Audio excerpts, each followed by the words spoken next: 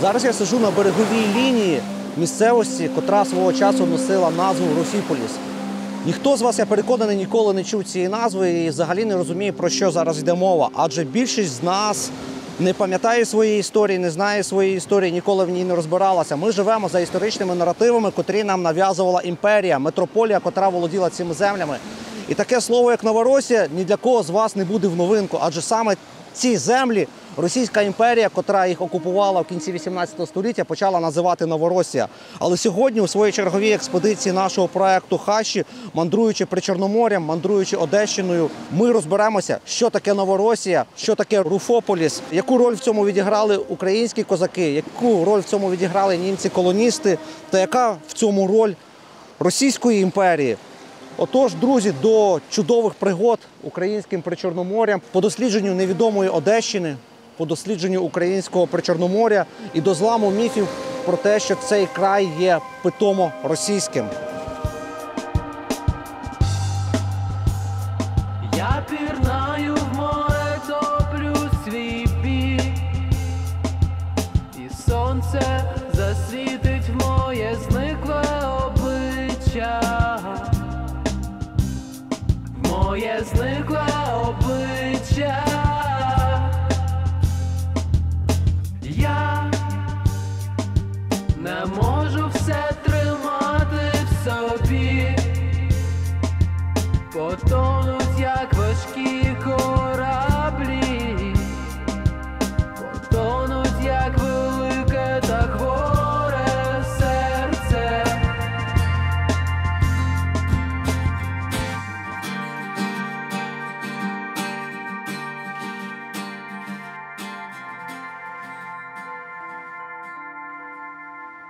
Ми зараз стоїмо на землях, котрі свого часу, одразу після завоювання їх Російською імперією, почали називатися Руфіполіс.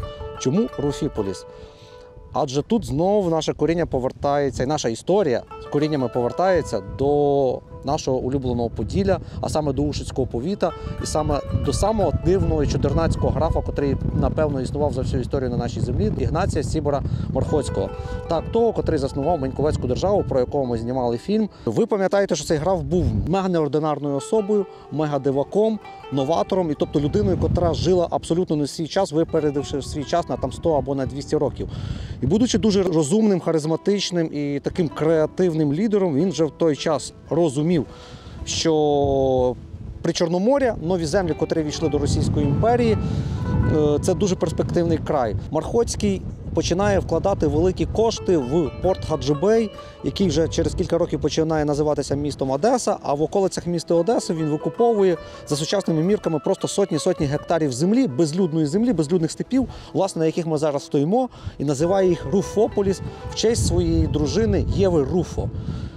І тут, на цих безлюдних полях, він засновує перше поселення, котре носить назву Грибівка. А в той час воно називалося Адріанополь або Адріанополіс. Він назвав так на грецький лад. З 10-20 років в цій місцевості починають з'являтися нові населені пункти, котрі засновує цей самий Ігнацій Морхоцький.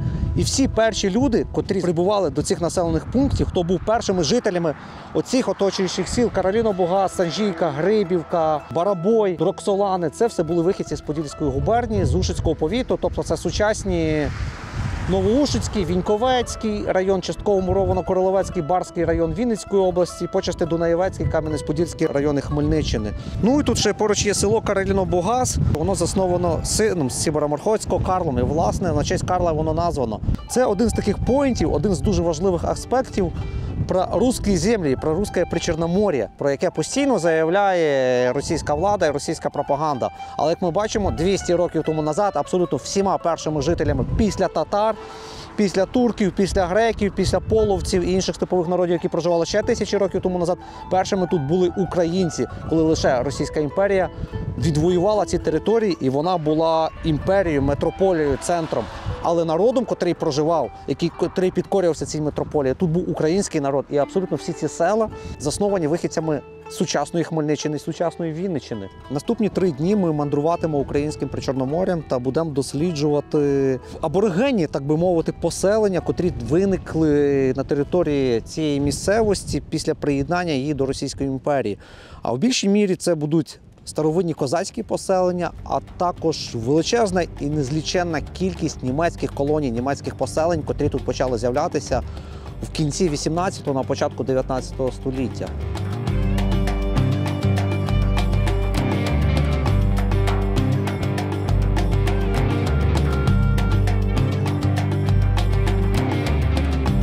Першим поселенням німців-колоністів в Одеському окрузі, в околицях Одеси, стало поселення Грос-Лібенталь, котре, за відомостями істориків, засноване у 1802 році. Але сьогодні ми побачили чомусь на в'їзді до сучасного Великодолинського, тобто це старий Грос-Лібенталь, котрий так практично дослівно перекладений Великодолинське, тому що з німецької «Грос» – це велика, «Лібен» – любові, таль, долина. Просто забрали єдине слово «любов» і назвали це Великодолинське. Також поруч тут існує село Малодолинське, котре в німецькі часи називалося Кляйн-Лібенталь, тобто маленька долина любові. Але на в'їзді в це село чомусь поставили вивіску 1804 рік. Але річ не в тім.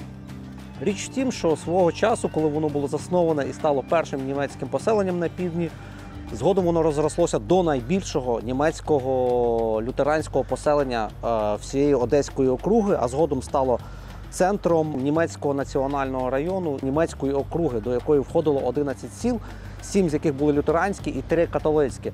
На сьогодні Великодолинське є великим населеним пунктом, де понад 10 тисяч чоловік населення, і тут практично нічого не залишилося від тих німців-колоністів.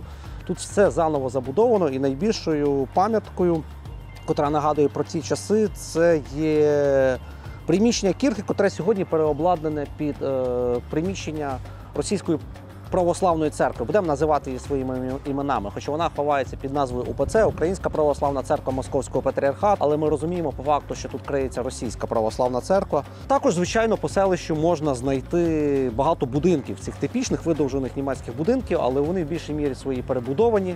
Цікавим також є фактом те, що до 1802 року, коли сюди заселилися німці, тут існувало вже поселення, котре називалося Акаржа. І серед місцевих людей, серед старожилів цього населеного пункту і оточуючих сіл ще дуже часто його і називають Акаржа. Це старе татарське поселення, котре існувало тут на місці майбутнього Грос-Лібенталя, Великої долини Любові, і сьогоднішнього Великодолинського. На сьогодні найбільшою пам'яткою, як не парадоксально, в Грос-Лібенталі це є виноградники. Звичайно, це не той виноград, який висаджували німці, але ця традиція передалася від них. І місцевий винзавод – найбільша згадка цієї всієї німецької культури, цієї всієї німецької діаспори, котра проживала в цьому краю. Вона досі носить назву Грос-Лібенталь. Я думаю, кожен з вас в житті бачив це вино чи куштував його, адже його можна зустріти абсолютно на всіх полицях магазинів, абсолютно по всій Україні.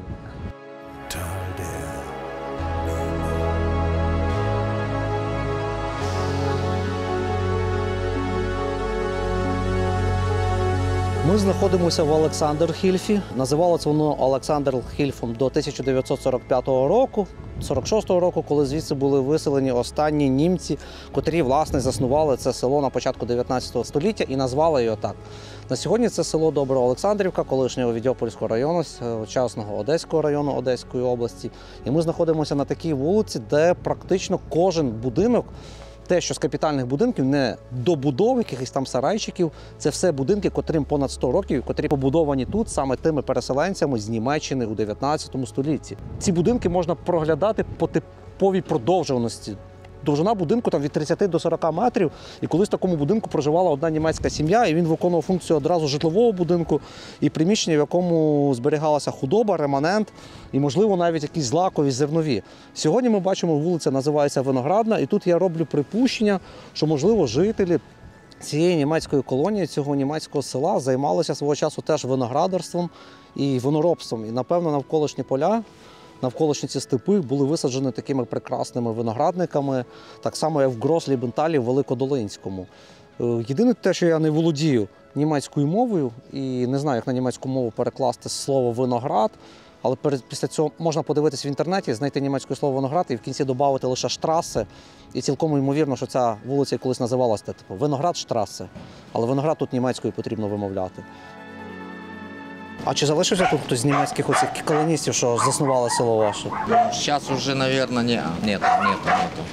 Ну ви ж знаєте, Потому що оці всі будинки це Ну, від это естественно, конечно. Прожил здесь 55 лет, и история никогда не интересовался такой-то. А це добре чи погано, як ви думаєте? Ну, конечно, плохо. Плохо, что мы не интересуемся своей историей. Вот. Побачив, що у вас такі класичні будинки Саксонії чи Баварії ще. Не знаю, я чиї вони, бо мої батьки тут жили. А ваші батьки з яких років тут ще жили? Ой, щоб не збрехати. А уже нету Десь, этих. да, їх нема, ну не десь з 56-го, з 57-го року. А ваші батьки сюди звідки переселились в 50-х роках? Мама з Львовської області, папа з Житомирської області. Да, це коли німців виселила радянська влада після війни, ці села були пусті і заселяли їх українцями. Але оце черепиця, це ще від них лишилося. Да, Тут так це все їхня черепиця. ніхто так не перекривав. Це отут ви Це ми вже частично перекриваємо. Так, це ще їхня Уже где черепиця. черепица потекла, там уже это разрушилось, то так Да, перекрыли. люди вже А самі, Якість просто, да, така в них. да, дома хороші. Що робили, то вони робили, так? На совість робили. Така одна хата, скільки тут метрів? Вони міряться метрів 40, Ой. 40 десь, да? 30 чим. Да, десь, мабуть, метрів 40 є. Тут нових домов нема. Все село від німців лишилось практично. Оця от наша особливо вулиця, тут всі німецькі дома. Вот дерево ихнее еще. Це ще німецьке дерево, так? Да. Вот немецкое дерево, вот это немецкое, вот те немецкие, то еще немецкое деревья. А нічого за ваше життя цікавого не знаходили від них? Ня. Ну, не знаю, може якісь там їх лампи, книжки, Єдине, що під полем знаходили хрести. хрести знаходили? Да, оце все, що ми знаходили.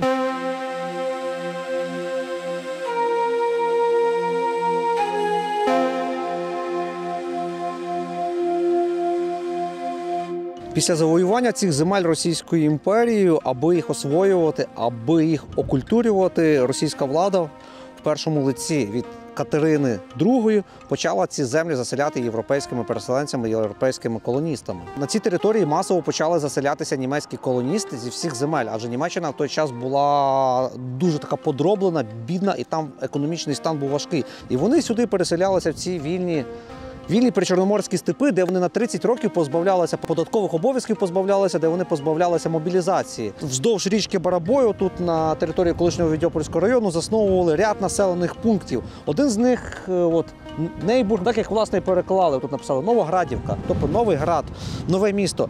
Я можу прочитати села, котрі тут всі знаходяться, як вони по-німецьки звучали, як вони зараз звучать.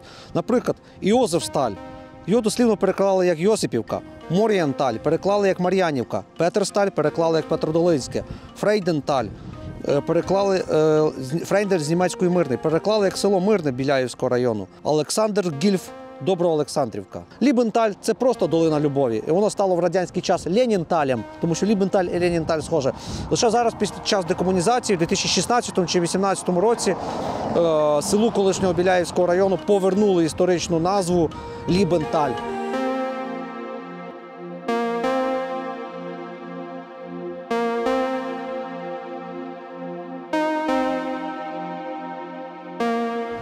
Добрий день. А ви з Мар'янівки? А ви знаєте, чули за те, що колись тут німці жили, що заснували ваше село? Да. Бо ми кіно документальне про то знімаємо і їдемо так всім вашим рядом сіл і дивимося, яка тут архітектура позалишалася.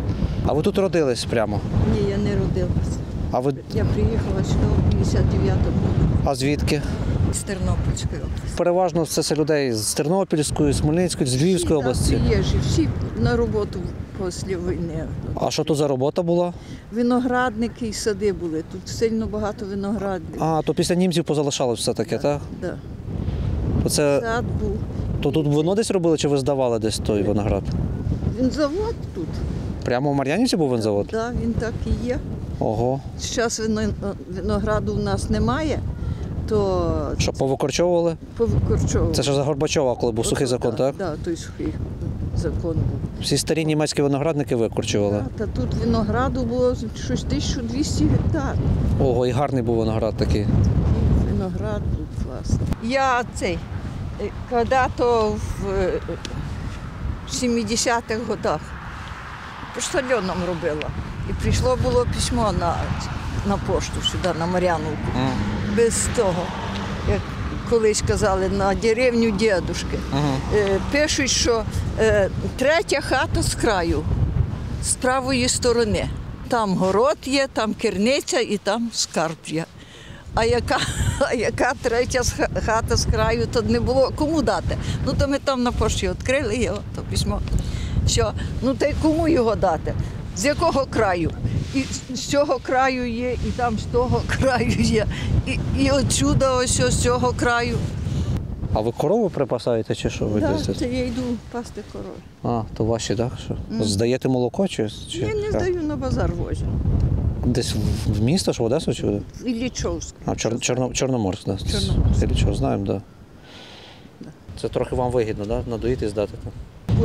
По 7 гривень, то на базарі он до по 40 літрів. Літр продаєте по 40. Племенник, внук. Всі на війні, 5. Так переживаємо за їх, що кожен день ждемо дзвоночка, щоб подзвонила. Отакий Путін всю життя нами командує, скільки пам'ятаю. Як вони здівалися, ті русські. Війну я пам'ятаю, війну, голодовку пам'ятаю, 47-й год. Вроді вчора. Время пробігло. Життя швидко, так?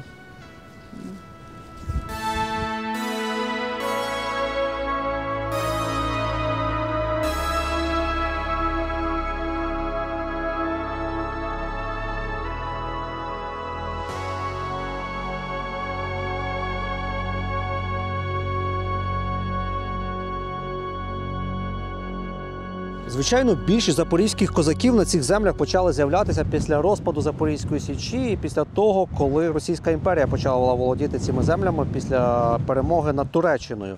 Але не слід забувати, і дуже важливим аспектом цієї всієї історії є те, що українці тут почали з'являтися ще за багато століть до цього, в часи Великого князівства Литовського. Хто дивився наш фільм про Миколаїв, пам'ятаєте Вітовку, найстаріший район міста Миколаєва, який сьогодні називається Корабельний район, і фортецю Вітовта, яку він збудував ще там у 1300-х роках, тобто у 14 столітті. Уже в 15 столітті, коли османи заволоділи Малою Азією, коли вони завоювали Константинополь, на ці землі більше з часом поширилася протекція Туреччини. Але дуже важливим історичним документом є документ, котрий мені поталанило знайти в книжці одного етнографа, одного дослідника даних країв. Цей документ датується 1791 роком, тобто коли ще не існувало навіть міста Одеси. До заснування Одеси було 3 роки. І тут поруч стояла лише фортеця Хаджибей. В цій місцевості, котра називалася Татарка, і котру місцеві ще досі називають Татарка, ось це село, хоча офіційно воно зараз називається Прилиманське. З цього села до начальника військової залоги, як він сам писав, військової залоги москалів у фортеці Гаджибей був написаний лист-скарга. Ось у мене є цей лист, роздрукований його копія. Саме цікаве, цей лист писався якби російськими літерами, але українською мовою, тому що в той час люди так спілкувалися. І це були 2 козацькі роди, котрі проживали тут на хуторі Татарському. Це Данило Баркило і Карпо Чаплинський. І вони тут описують про те, що в день 27-го до нас на хуторі на Татарської балки Данили Баркило і Карпа Чаплинського приїхали на 3 підводах офіцери Какаков та сержант Якубов та лікар Лимпан з многими солдатами і матросами, драгунами, якоби за сіном, житом і сіє, будучи довольно чувствуємим вином, горілкою і всякою хуторською справою, почали питати, чого нам жінки живуть невінчані. І коли кум Назар Ковальчук ответ дали, що жінки наші, які є вінчані, у протиерея отця Епифанія і дівки, що при нас знаходяться вже рушники повіддали за отця Павла. Тобто ми можемо розуміти, що в 1791 році ці жінки вже були вінчані, в цьому селі була вже православна церква. Тобто українці проживали тут ще до приходу Російської імперії. Це взагалі такий дуже цікавий історичний документ. Він доказує, що тоді тут вже проживали українці. І закінчується він взагалі так трагікомічно, що ці чоловіки скаржаться на те, що російські солдати, москалі з залоги фортеці Хаджибей викрали їхніх жінок і всіх жінок і їхніх дівчат з цього хутора і забрали для себе для розваг у фортецю Гаджибея. А коли ці селяни з цього села поїхали до фортеці Гаджибея їх визволяти, то жінки просто махали їм з вікна і посміхалися, казали, що нас тут краще годують, і ми не будемо повертатись до важкої роботи на свій хутір і залишимося тут з москалями в фортеці Гаджибей. Ось така цікавинка. Такий цікавий історичний документ, але котрий доказує, що вже в 1791 році тут було стале поселення українців.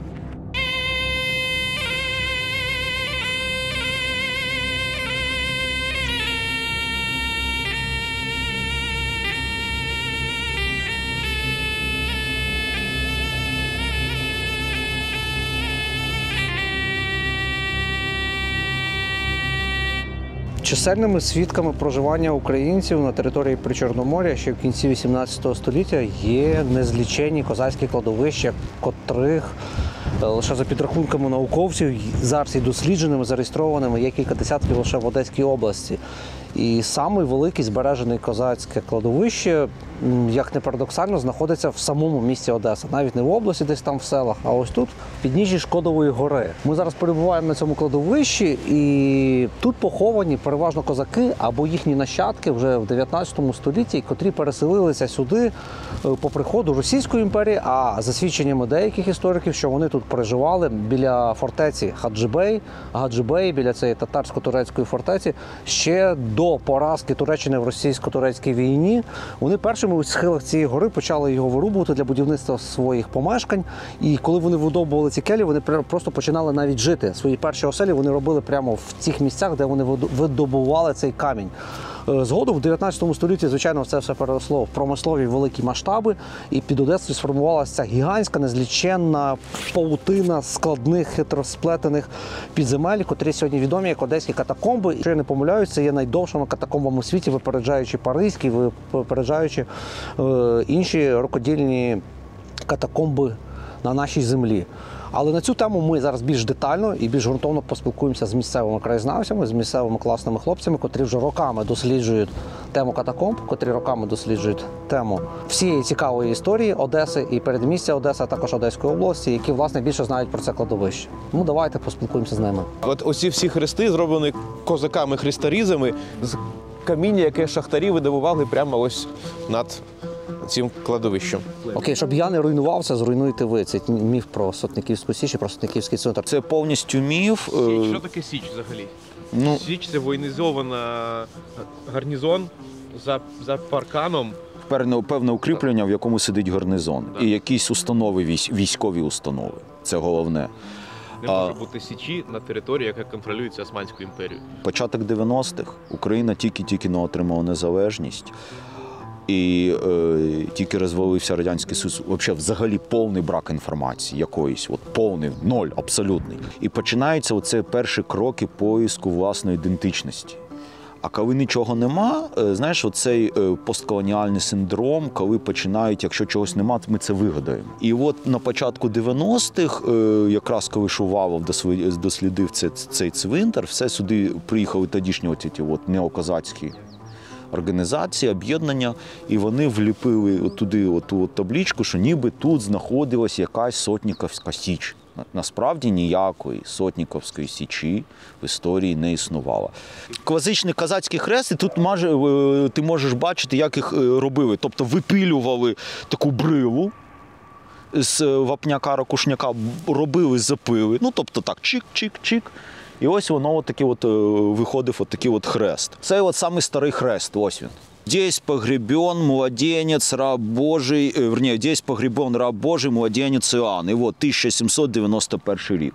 Щоб я не говорив те, що я можу це все проговорити, зруйнувати, ви більше корінні жителі Одеси, і по тому, за народженням російськомовні, поясніть деяким росіянам, вони говорять, на пам'ятнику написано по-русски, значить, русські жили. На хрестах вже писали церковно-слов'янські. Це так звана церковно-слов'янська, або яришкою писали.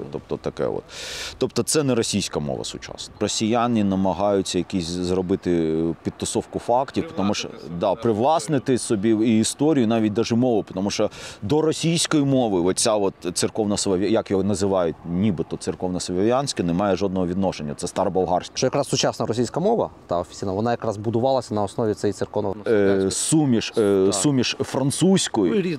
Це штучно створена мова, тому що на території сучасної Російської Федерації, то що в Москві якось був, там теж була неймовірна кількість своїх діалектів, вимов, говорок, так далі, тому подібне. Чим зараз така величезна територія Росії відрізняється від європейських країн? Що там майже немає діалектів. 1791 рік, і я вам зауважу, це через 2 роки після того, як ці терени були Російською імперією завойовані від османів. І нагадаю, що місто Одеса засновано вже в 1794 Воно навіть не засновано, бо указ дали. Указ переіменування. Тобто, по факту, пройшло переіменування. Навіть наприкінці 19 століття наші одеські історики теж не казали про якесь заснування. Так і писали: переіменування за часів Катерини пройшло переіменування Гаджибея в Одесу. А оце от історія про нібито заснування Катериною Одеси, це вже 20-те сторіччя, і це навіть більше продукт 90-х років, от коли Росія почала розганяти оцей от прорусський мір, цю історичну тяглівість, що типу, нібито Катерина видала наказ про заснування міста. Він зберігся. І там нема жодного слова про заснування. Я зараз по пам'яті спробую навести.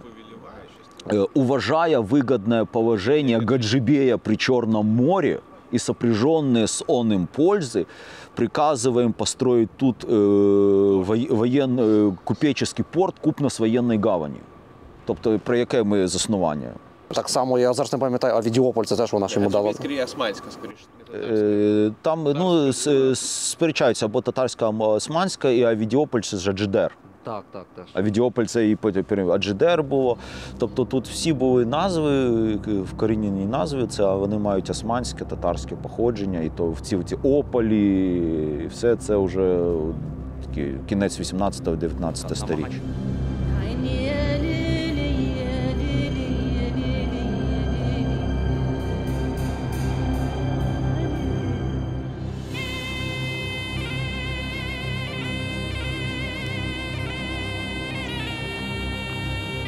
Що, друзі, вітаю у підземному царстві. Так, тут у нас буде важливе таке зауваження – не чіпати стелю, бо є такі місця, тут нормально, а є такі місця, де якщо ти так зробиш, то всі ми загинемо, тож не треба. Так, оце дуже цікаве місце, воно називається Гезенк, чи наклонний виїзд. Тобто це поєднання між ярусами, верхній ярус і нижній ярус. Тобто через оцей наклонний хід витягали каміння звідси на лошадях. Можна подумати, що шахтарі були дуже низького зросту. Насправді ні. Шахтарі були нормального зрісту. Просто нижній ярус він пилявся вже під верхнім, і тому в них не було можливості робити високі та широкі коридори. Тобто це ярус – це вироботка 30-х років, ще Радянський Союз, а над нами ярус – вироботка ще Російської імперії. Це якраз та Російська імперія, з якої будувалася більшість цих красивих будинків центральної частини Одеси. І це одні з найстаріших вироботок в Одесі. Можна сказати, що от тут початок 19 сторіччя над нами. Оці козаки, які жили ось тут на горі, вони працювали в шахтах, а хто ж ще? Диви, коли піляли каміння, це каміння, оце один такий камінь, це називалось штука. І продавали ці каміння саме на штуки. А взагалі ж тут ще прикол, дуже поглинає звук. От ракушняк, він дуже поглинає звук, і можна отак от зайти за 2 поворота, і ви вже нас не будете чути, а ми вас. Хоча ви можете кричати голосно. Треба розуміти, що дослідження шахт у ті часи відрізняється від дослідження шахт сьогодні, в першу чергу, відсутністю гарних ліхтарів. Для них катакомби були у 10, а то у 100 разів більші. Бо коли ти йдеш з керосиновою лампою, до тебе всюди суцільна темрява. Ти такий підійшов, тупік, підійшов, ой, а що там, хто знає. Як же шахтарі видобували каміння? Ось ви прийшли, і що вам треба робити, щоб напиляти каміння? Це треба тобі пробити ось цю полочку таку. І оці сліди від кайла, це не кайло, це от така железяка загострена. І ось так от людина стоїть, і ось так от пробиває вперед. І це дуже важка праця. Це треба було пробити ось на таку глибину. І це займало більше 50% роботи. Далі ти береш спеціальну тонесеньку, малесеньку пилку. Вона називалася у народі щучка, була похожа на рибу щуку. І починаєш пиляти 2 вертикальні пропили. Потім ти береш і підпилюєш цю глибу ось так наіскосок. Але задня стінка, вона тримається, бачите?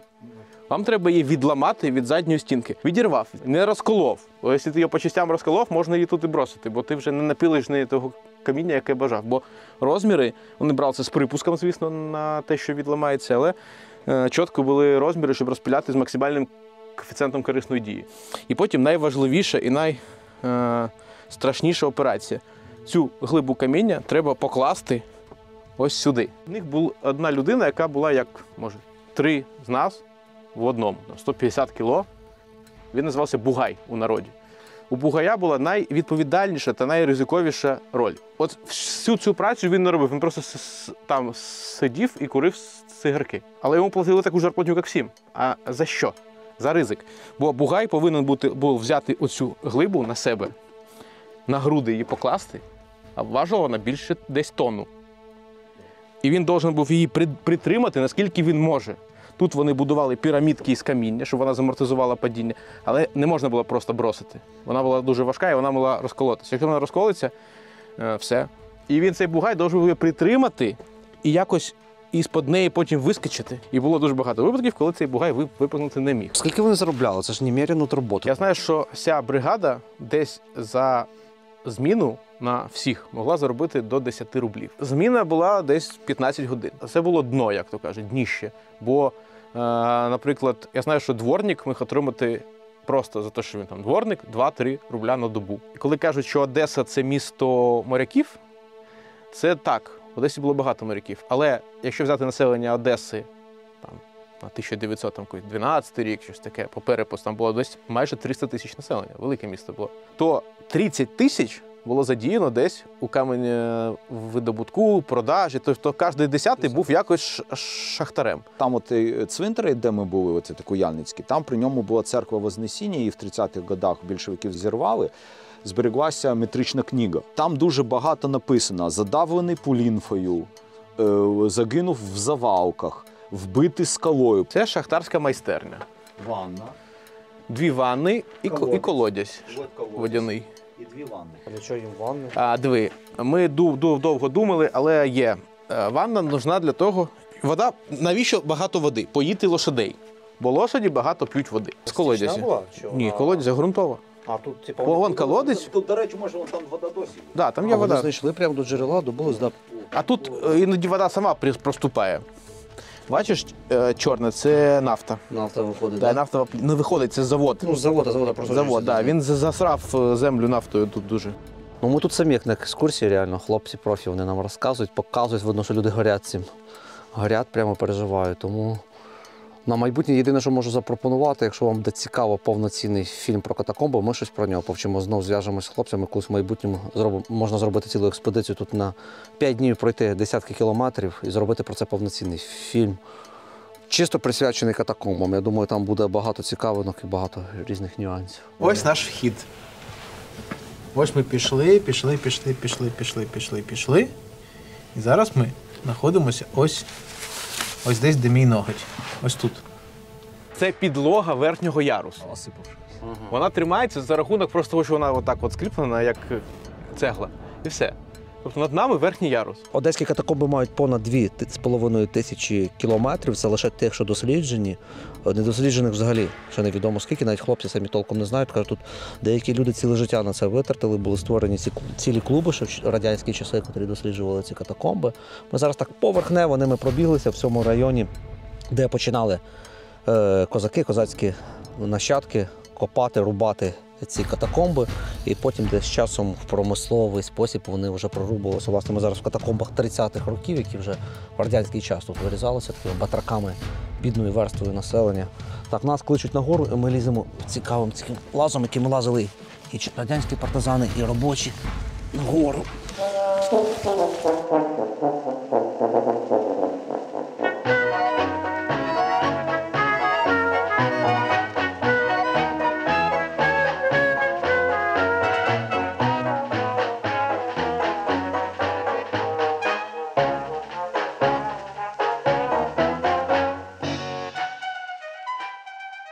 Отуди, подивись, там вже сонячний промінь, ти бачиш. З печери вихід в хату. О, дивіться, хата, все.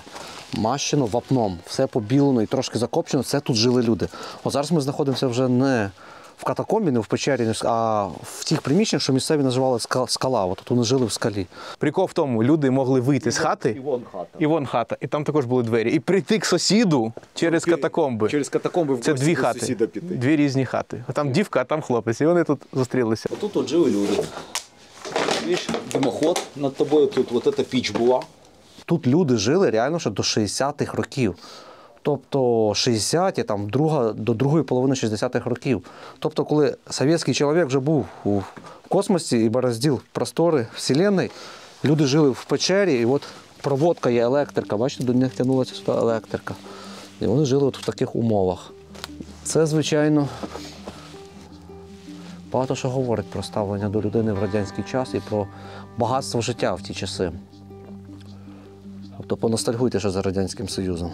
Хтось 30-ті роки вирізав на пузах ото каміння, ці шахти, а хтось, можливо, коли він вирізав, приходив додому сюди, живучи в цій печері, і мріяв, блін, яке в мене класне житло.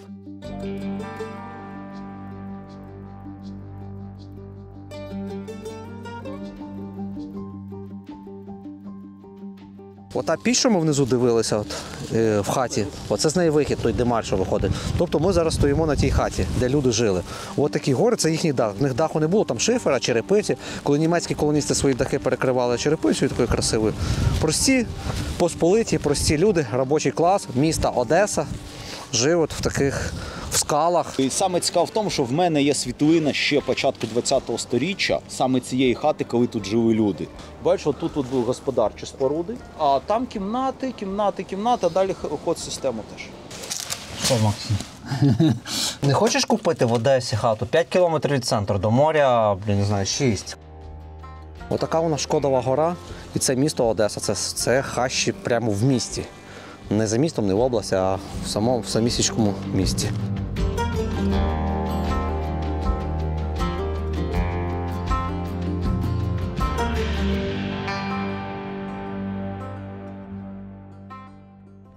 Цікавим моментом в історії даного краю є події 1919 року, а саме літа. Літо 1919 року в цій місцевості війшло в історію під назвою як Акаржанське повстання.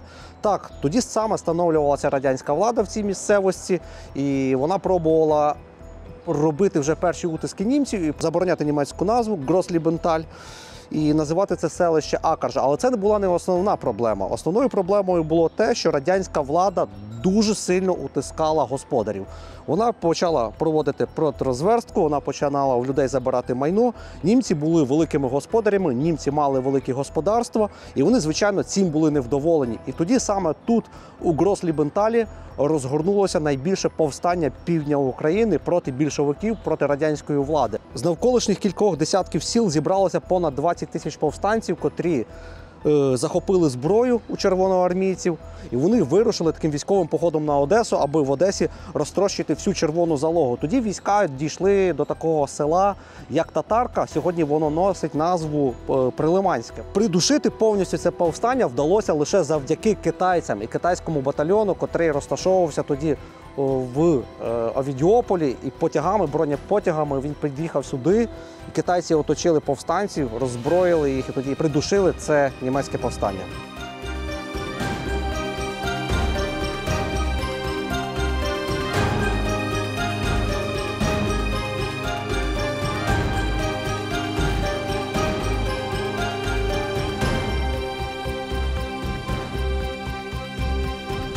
До речі, лише в Одеській окрузі Херсонської губернії на кінець 19 століття близько 20% населення складали німці. По всій Херсонській губернії німецьке населення складало близько 5%. І це була четверта позиція після українців, росіян і після євреїв. Але слід розуміти, що росіяни тоді займали після українців друге місце, але до росіян приписувалося дуже багато нашого брата, котрий просто хотів виглядати вищим, кращим, котрий переходив на російську мову.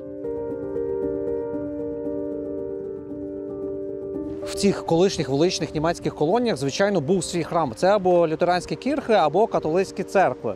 В даному випадку в ряді цих сіл вздовж річки Барабой це переважно були лютеранські кірхи.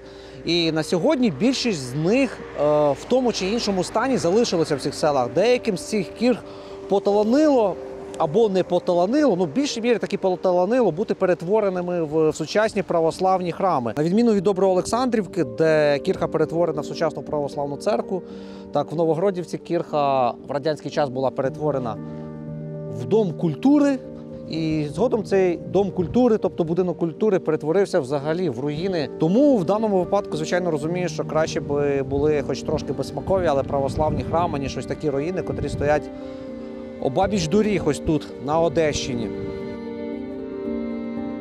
Більшість об'єктів, які досліджує наш проєкт Хащі, вони, звичайно, перебувають в такому жалюгідному стані. І щоб побачити їх зсередини, і щоб показати вам їх зсередини, нам доводиться використовувати такі альтернативні шляхи, котрі тут попрорубувала місцева молодь чи місцеві пошуківці металолому. Сходи будовані ще лютеранцями, невідомо в який час, які простояли радянську добу, використовуючись тут як місце для дискотеки і розпивання дешевого грозлібентальського великодолинського вина або вина з заводу Таїрова. А вже в часи України воно взагалі перетворилося на смітник, великий голуб'ятник і таку руїну.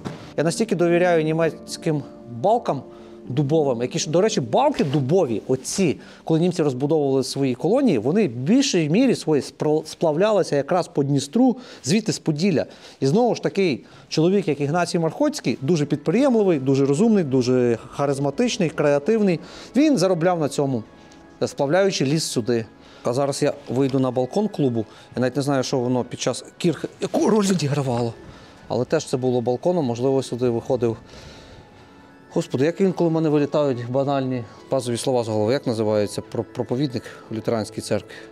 Пастор, не пастор? Підскажіть мені в коментарях.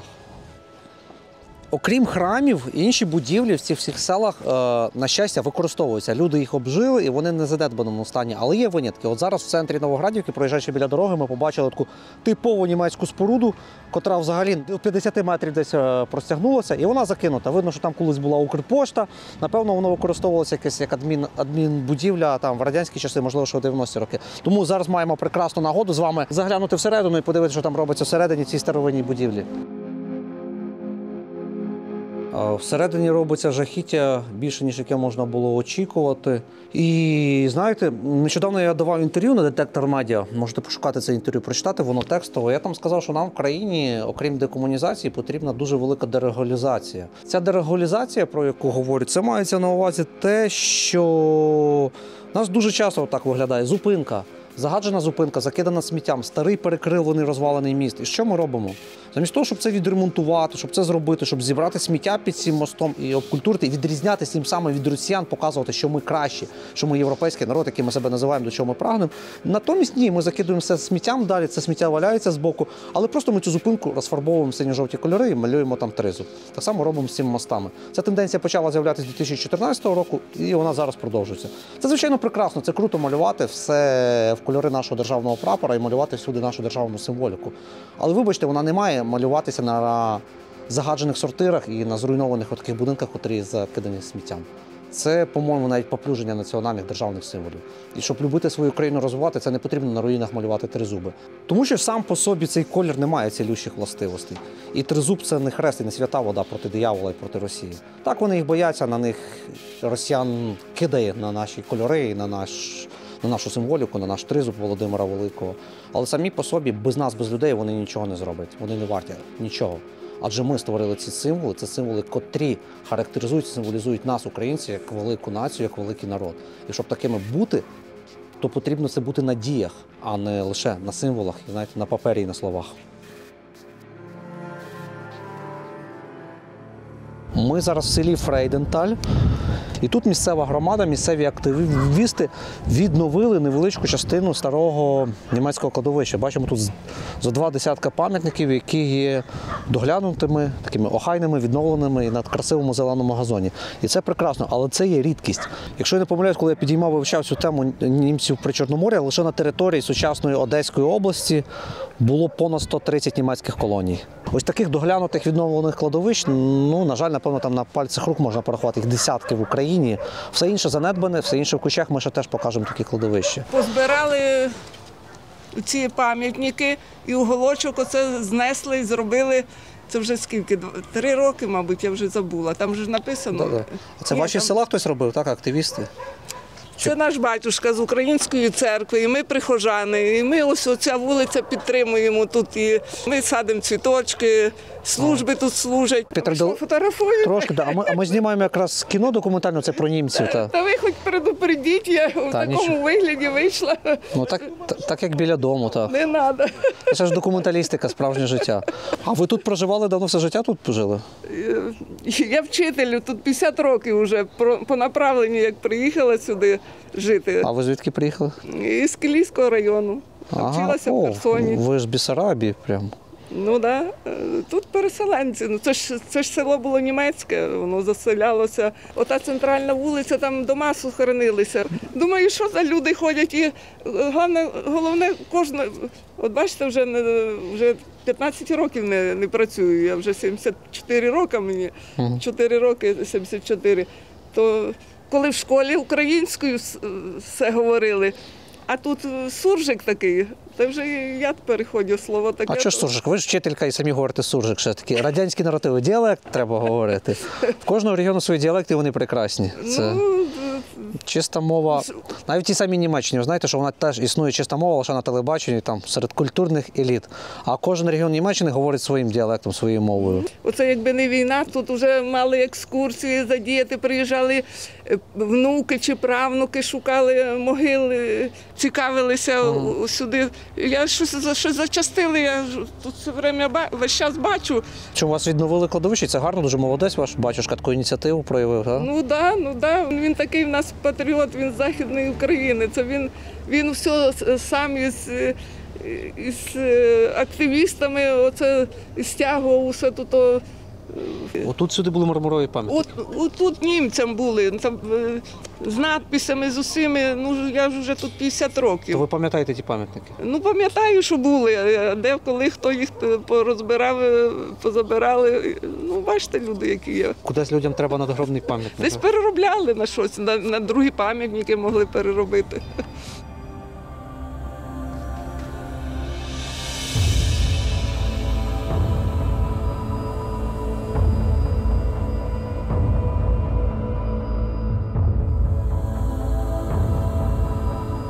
Але тут такі масштаби, знаєте, масштаби Італії, реально масштаби Італії. Я був просто в найвеличніших католицьких храмах, де я в житті бував, це Італія.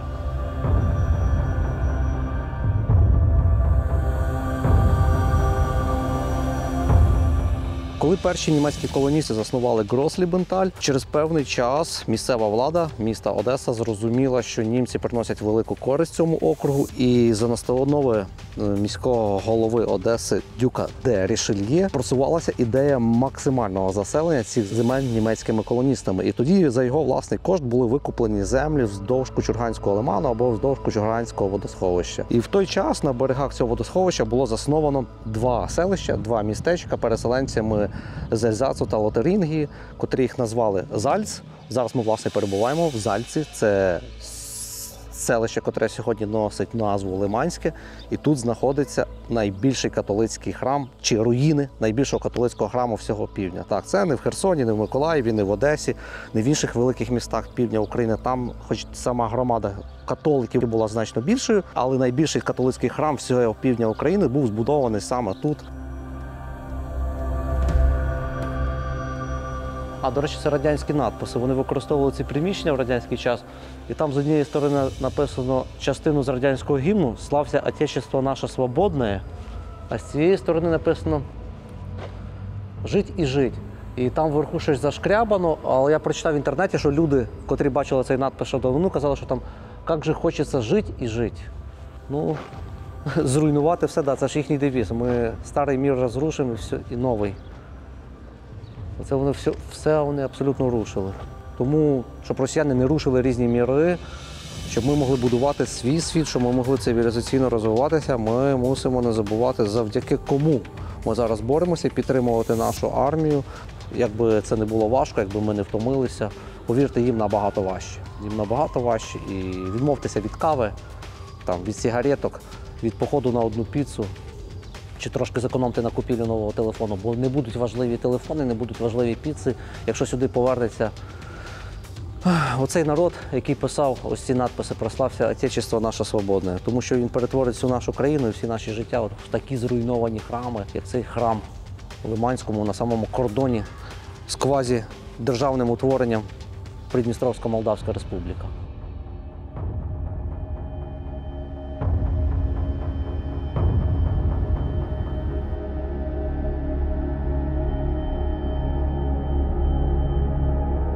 Ці два поселення Зельц і Кендель, з яких, власне, сьогодні складається Лиманське, в той час були двома селами, котрі мали близько 3 тисяч населення, і в загальному вони складали таке 6-тисячне містечко, і потім вони стали центром німецького католицького округу. Так, тому що там, якщо в Грослібенталі більшість німців були все ж таки лютеранами, то тут німці були виключно католиками. Потім з часом, завдяки навіть таким людям, як Ігнацій Сібор-Мархоцький, котрий масово сплавляв деревину Дністром, Зальц стало таким хабом, центром всієї деревообробки Херсонської губернії, звідки деревина розходилась на будівництво порта, на будівництво кораблів і на будівництво самого міста Одеса, навіть Миколаєва і Херсон. Це ще черговий доказ того, що знову ми повертаємося до того, що монополія, імперія володіла цими землями, але вона не була домінантним народом, котрий проживав на цих землях. Тут проживали найрізноманітніші нації, найрізноманітніші етноси, домінуючим з яких був саме український, хоча його в той час називали Малоросським, а цю територію називали Новоросія. І стосовно назви Новоросія, це теж класика будь-якої імперії, адже коли будь-яка імперія завойовує нові землі, вона їм придає якоїсь назви, схожу на свою. Так само було з іспанськими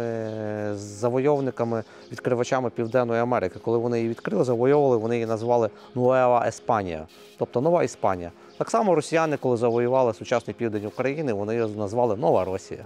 На жаль, ми не можемо повністю відзняти вулиці цього селища. Тут дуже багато німецької архітектури позалишалося, місцевого населення, можливо, котре ще пам'ятає теж німецьких переселенців, адже буквально за кілька сот метрів від нас знаходиться ось ця невизнана Придністровсько-Молдавська республіка. Чергове це квазідержавне утворення, створене Російською Федерацією, тобто такий черяк на тілі всієї Європи, який росіяни створили на початку 90-х років. І одною з цікавинок Лимановського є те, що саме тут, у цьому селі, в той час на діючому аеродромі, тут був військовий аеродром, тут було ціле військове містечко, підписувалася мирна угода оцім командуючим 14-ї російської армії, генералом Лебедем з молдовською стороною про припинення вогню. І тоді закінчилася ця Молдово-Придністровська війна. Якщо цей костел у Кенделі, колишньому Рибальському, зараз на південній околиці Лиманського, свого часу згорів, і він не є настільки помпезним, як той костел у Зальці, в центральній частині сьогоднішнього Лиманського. І до того великого костелу, байки байками, але той великий костел свого часу, десь в 2000-х роках, німецька діаспора хотіла реконструювати. Вони готові дійсно були влити туди кошти, і була офіційна інформація там на рівні одеських чиновників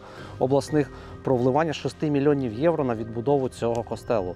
Але втрутилися, знаєте хто? Втрутилася Російська Православна Церква, котра не хоче бачити в себе під боком ніяких конкурентів, і їм будь-який католицький прихід абсолютно тут не потрібен. Адже їм потрібно сіяти ідеологію руського міра, руського імперіалізму.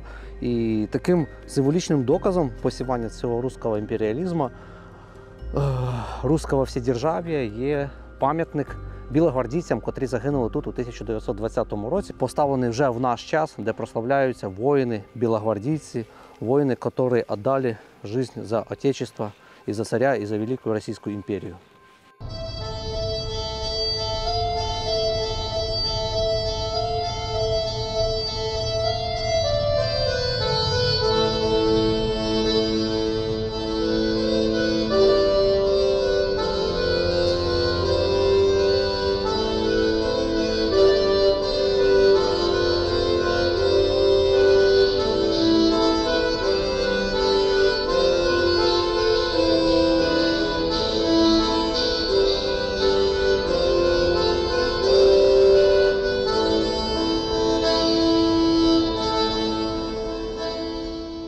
Ось тут у колишньому селі Кендель, або потім воно називалося Рибальське, яке об'єднали до Лиманського, на залишках німецького кладовища, від якого практично нічого не залишилося, стоїть сучасний пам'ятник, встановлений нащадками німецьких колоністів. І тут описано, що в 1808 році вони вперше сюди заселилися, і в 1944 році були остаточно вигнані з села. Тому що 44-45 рік – це завершальний етап виселення німецьких колоністів з українського Причорномор'я. Після їх заселення на початку 19 століття перший етап притиску їх почався десь у 1860-70-х роках, коли російська влада скасувала всі пільги для них і почала їх мобілізувати. Наступний етап, звичайно, утиснення німців був це по приходу радянської влади, колективізація, розкуркулення, оскільки вони були заможними. Радянська влада, звичайно, таких не полюблювала, вона їх утисняла, вона їх записувала до когорти куркулів. У 40-х роках, коли ці землі окупувала Німеччина, за рахунок того, що ці люди володіли німецькою мовою, німецька окупаційна влада, Вермахт, Третій рейх змушували їх співпрацювати або бути мінімум перекладачами. І в 44-му році, коли вже німці звідси відступали, наступала радянська армія, більшість людей під примусом німецької армії або добровільно втікали на захід, адже вони розуміли, що таке радянська влада, і пам'ятали перший перехід радянської влади, що другого вони точно не переживуть. Після 44-го року на цій місцевості залишилися одиничні родини німців і остаточний цвях в труну німецького колоній на українському Причорномор'ї забили органи НКВД, котрі виселяли ці родини до Казахстану та до Сибіру.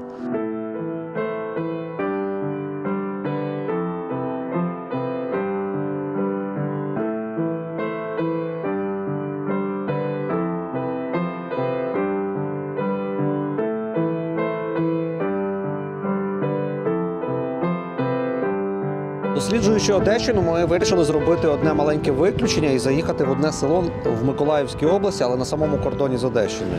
Ми зараз рухаємося до нього і проїжджаємо біля міста, біля великого порту Южне, який всі знають в Україні. І тут згадалося одразу, що нещодавно в інформаційному просторі я чув новину, що Южне, Верховна Рада проголосувала за те, аби Южне перейменувати в порт Аненталь.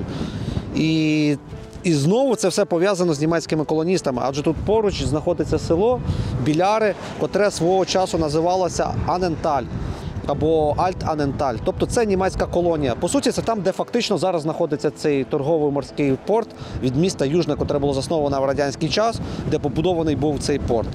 І от, як ви вважаєте, правильно це чи неправильно? Тому що була думка, чи назвати місто Південне, чи залишити його Южне, чи надати йому такої старої німецької назви порт Аненталь. Як на мене, звучить дуже красиво.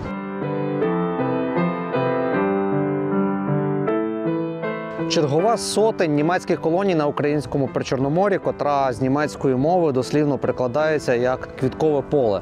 Тому що, напевно, в кінці 19 століття, коли було засноване це село Блюменфельд, означає «квіткове поле», напевно, тут, в цій місцевості, весною було багато дуже квіток.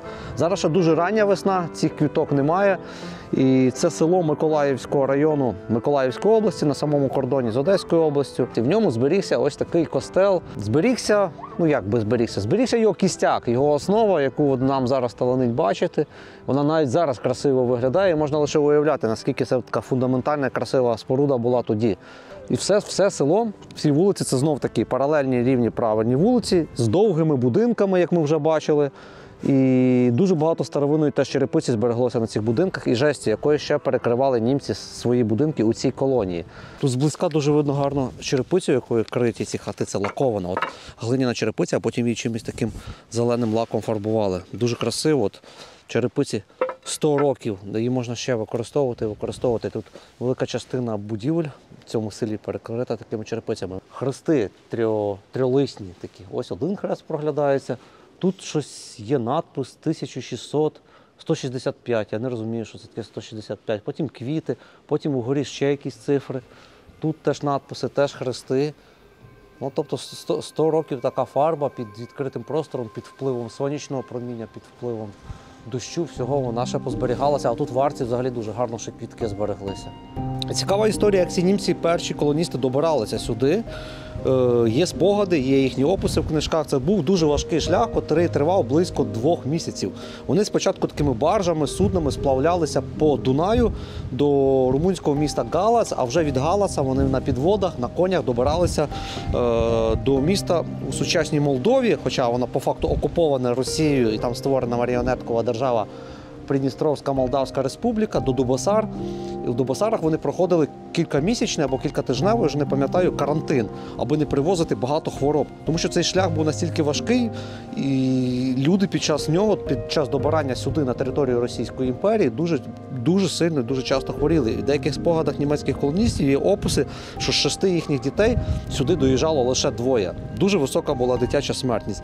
І інколи вона доходила до абсурду, такі є описи, що пропливаючи Дунаєм через Волохію, тобто через сучасну Румунію, діти просто об'їдалися незліченною кількістю овочів та фруктів, котрі зростали там.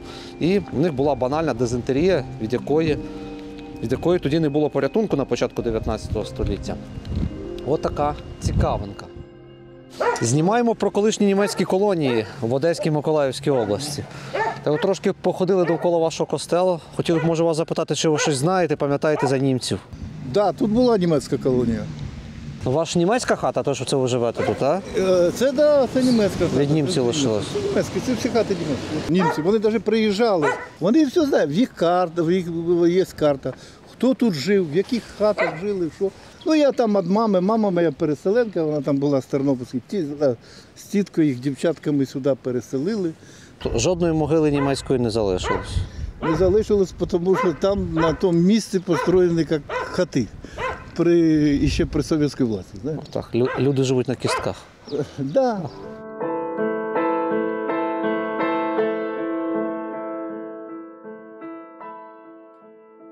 І бабушка Сіма, ось вона жила, що це будинок, це німецька теж хата. Царство Небесне, вона до 2000 року вона прожила, їй було 95 років і розповідала це, що тут все було у нас. Тут дуже велика історія, як в кожному закутку.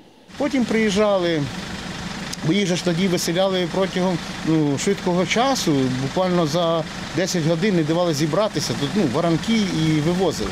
І вони поверталися сюди, бо ховали з хронів, у них дуже було багато, там ікони їхні, ці коштовності. І вони приїжджали і зустрічалися з людьми, але їх вже нема з тими, хто вони зустрічалися, хто хазяїви цих хат. Я ще застав, ця церква була ціла, накрита і з органом. На сьогоднішній день цей орган би коштував, я не знаю. А з органом що зробили? Люди просто розтягнули? Розтягнули все. І кожне вікно, ці вітрини, всі були кольорові. Вітражі були прямо. Це в 70-х роках це ще все ціле було. Ось у мене теж німецька хата, це я купив недавно. Це ваша, так? Ні, я там на той вулиці, воно де черепиця красна. Це 120 років той черепиці. У них в кожному дворі була такий як колодязь. Колодязь такий, спеціально змурований, ще на ті часи. І в ньому трималось вино. Так вони зливали в цистерну прямо? Так, вино там в землі, в колодці. І 5-6 тонн вина. І це така цікава, весела історія, що вони воду не пили. Вони черпали з колодця винчик і цілий день ось собі графинчиками винчик. Так, сильний вітер, не лякайтеся. Бачите, інструмент, бо все на одні руки, не доприбрано, сад, не цей. Ось шестерня, бачите? Оце вона, так? Так. А зараз ви просто тут воду зберігаєте? Ну так, а тут було вино. Бачите? Отам всередині горловина, внизу, і воно холодне вино завжди було літом. Там 5 кубів. Це ще з тих часів. Оце клепане, це ще з тих часів. Це ж німецька хата, це ще тоді теж німці жили. Черепиця у вас теж німецька ще лишилась? Так. Нас тут хати викупляли. Викупали раді цю черепицю, щоб на дачах на лимані построїти. Та з'їздить, мотнуться на лиман, там чітко, а зараз берендуші цвітуть, скіфські тюльпани, саме рідкий квітка. Хлопці, ми знайшли, ось він, саме рідкий. От вони всюди, їх багато. Так. Ви бачили колись скіфські тюльпани, хтось з вас? Чи знали про існування такої квітки? Для мене відкриття сьогодні. Так, щоб ви знали, ці квітки тисячі років. Це, не знаю, чи з них виводили генокод тюльпана чи ні, але подивіться. І тут же починає кавиль підійматися. Взагалі біля 1000 трав, які занесені до Червоної книги, тільки в цьому місці. Це того німці й назвали це квіткове поле? Так, тут якщо… Багато квіток, так? Ні. Саме інтересне, що відбувається тут, цікаве таке, травень місяць, вже початок літа, червень, розцвітають маки, дикі маки. І тут все стає червоним. Тому і назвали Блюменфельд, поле квітів.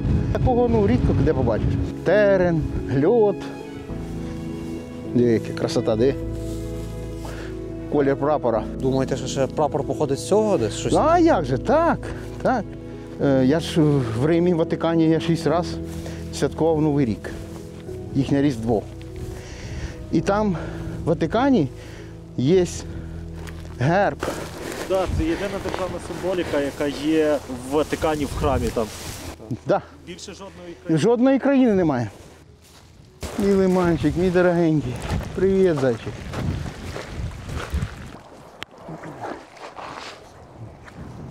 Попробуй. Вода. Такої води нема ніде. Ви її п'єте прямо чи просто? А можу і пити, я місний. Я місцевий, мені можна і пити. Соляну ж воду не можна пити. Так, це не така вода, як ти думав.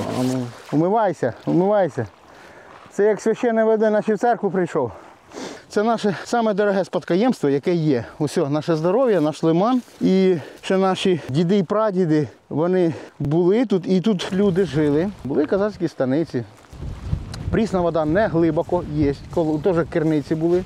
Ну, суть в другому. Ми ж про атаманку. Це отут прямо була атаманка десь, так? Да? Трошки далі, так. Да. Оце на цих склонах. Тобто в цій атаманці жили українці? Чи? Так, козаки. Атаман, атаманка, чого, якого слова? Це вже йде 16-17 століття.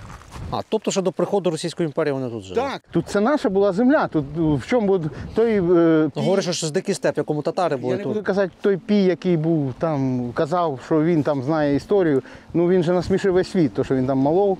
Ми ж місцеві, нам же ж передається з коліна в коліно. А це ви про інтерв'ю Путіна, так? Так, то просто були сльози. Я дивився і плакав. Чи він знущався над нами і спеціально таке розказувати, то це капець. Єкатерина II, вона чого німців привезла? Щоб трошки вчилися. Петро І відправляв навчатися козаків і всіх. Куди? Німеччину. Щоб вміли строїти кораблі, розвивалися. Козаки, Запорожжя, що тут, сильно далеко? Чи ви думаєте, тут не було місцевих? Якщо б не було на той час Першої світової війни, Другої світової війни, то, може б, склалося все по-другому, розумієш? Може б ми були дійсно якраз тою частиною Європи, тому що, подивіться, брашкозалежних тих москалів, і ми ніяк не сходимося з росіянами, ніяк. Я чесно, я побув в Європі, я знаю росіян, є й хороші люди, все, але ми, небо і земля. Небо і земля, чесно.